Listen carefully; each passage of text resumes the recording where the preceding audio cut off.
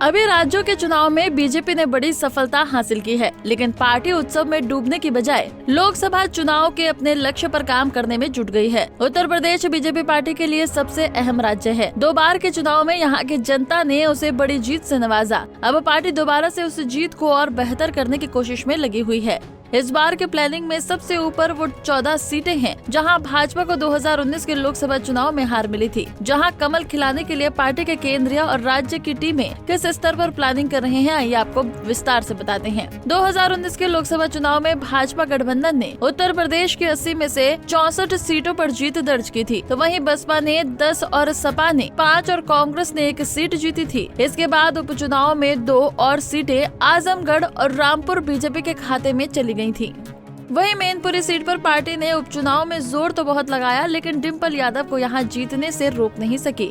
मोटे तौर पर कुल 14 सीटें ऐसी हैं जो भाजपा की रणनीति में प्राथमिकता पर हैं। इन सीटों में सोनिया गांधी की रायबरेली सीट, मैनपुरी, लालगंज, संभल, मुरादाबाद, गाजीपुर, घोसी, श्रावस्ती, अमरोहा, बिजनौर, जौनपुर, नगीना, सहारनपुर और अम्बेडकर नगर शामिल हैं। रणनीति का आलम यह है कि 2 साल पहले इन सीटों पर एक केंद्रीय मंत्री और एक पदाधिकारी भेजा गया था। फिर विस्तारक तैनात किए गए। पूरी कवायद कमजोर बूथों को चिन्हित करने की थी। इसके अलावा हर बूथ का सामाजिक और जातीय समीकरण क्या है, यहाँ कौन कौन प्रभावशाली लोग हैं, चुनावी इतिहास क्या रहा है, आदि की जानकारी जुटाई जा रही है, ताकि इसी तर्ज पर चुनावी रणनीति तैयार की जाए। आने वाले लोकसभा चुनाव को लेकर यूपी बीजेपी का खास फोकस उन 22,000 बूथों पर है जहाँ बीजेपी को जीत हासिल नहीं हुई थी।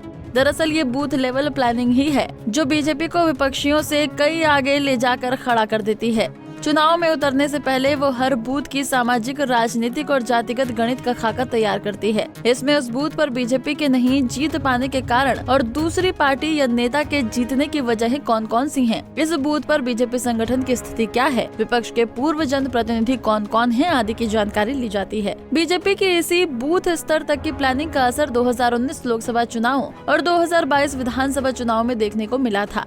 जब 2019 लोकसभा चुनाव में बीजेपी भले ही 2024 के मुकाबले कम सीटें जीत सकी थी, लेकिन उसके वोटिंग प्रतिशत में करीब 25% का इजाफा हो गया था।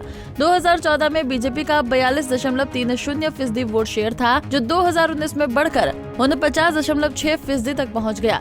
यानी यूपी में लोकसभा चुनाव में कुल जितने वोट पड़े उसके आधे अकेले बीजेपी के ही हिस्से में पड़ गए। भले ही उसकी सीटें घट गई हो, लेकिन आगे विधानसभा चुनाव में बूथ लेवल की इसी मजबूती का लाभ मिला और बीजेपी आराम से यूपी में दोबारा मजबूती के साथ सत्ता पर काबिज हो गई। इसी महीने से बीजेपी पूरे प्रदेश में अलग अलग जातियों के सम्मेलन करना शुरू कर रही है। जिला स्तर पर इन सम्मेलनों की शुरुआत होगी, आगे चलकर प्रदेश स्तर पर सम्मेलन किया जाएगा, फिर सब मिलाकर पिछड़ों का महाकुंभ का आयोजन होगा। इसमें प्रमुख रूप से ओबीसी की यादव, कुर्मी, मौर्य, कुशवाहा, सैनी, शाक्य आदि जातियों के सम्मेलन होने हैं। Bureau report, Punjab Kesari TV. हमसे जुड़े रहने के लिए हमारे YouTube चैनल को सब्सक्राइब करें और नई वीडियो की नोटिफिकेशन के लिए बेल आइकॉन को दबाएं।